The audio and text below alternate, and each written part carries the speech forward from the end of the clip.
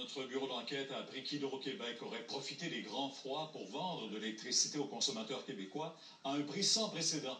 En fait, Michel, c'était 15 fois plus cher que ce que ça coûte à produire. Oui, le coût de production d'Hydro-Québec est de 2 cents.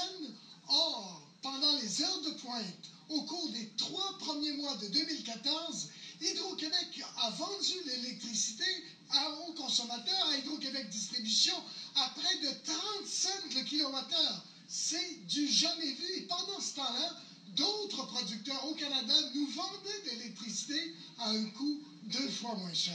Alors voici notre reportage. C'est du jamais vu.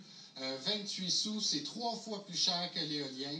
Alors qu'un record de froid frappait le Québec au début de 2014 et que les besoins de chauffage étaient énormes, Hydro-Québec a vendu son électricité pendant les heures de pointe à un prix sans précédent à sa clientèle québécoise. C'est une décision d'affaires dans laquelle on a décidé de faire un maximum d'argent sur le dos de la clientèle québécoise en période de vulnérabilité, en période de grand froid.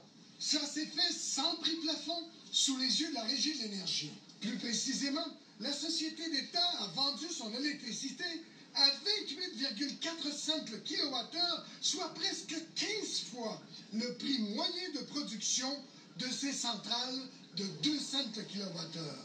Au cours de la même période, Hydro-Québec a fait appel à des producteurs privés et aux provinces de l'Ontario et du Nouveau-Brunswick qui ont vendu en moyenne leur électricité aux consommateurs québécois à 15,7 cents le kilowattheure, soit presque 2 fois moins que la Société d'État. Hydro-Québec aurait été en mesure de vendre en bas de 15 sous le kilowattheure, en bas de 10 sous le kilowattheure, en bas de 5 sous le kilowattheure. Vous savez, son coût de production est extrêmement bas.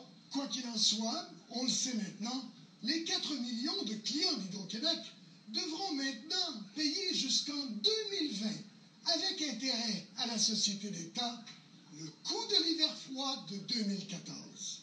Michel Morin, TVA Nouvelles, Montréal. Grand sac chronique économique, c'est le retour des primes, des bonus. Eh oui, avec l'adoption du projet de loi 28 sur le baillon au cours des dernières semaines, rétroactivement en 2014, une grosse portion des sociétés d'État, particulièrement Hydro-Québec, ont pu bénéficier, en tout cas chez les employés des cadres supérieurs, quand même de généreux bonus. Ça pouvait aller jusqu'à 140 000 $ par exemple pour le PDG. À Hydro-Québec seul, c'est 22,8 millions de dollars qui ont été accordés à près de 1800 cadres, cadres intermédiaires, cadres supérieurs.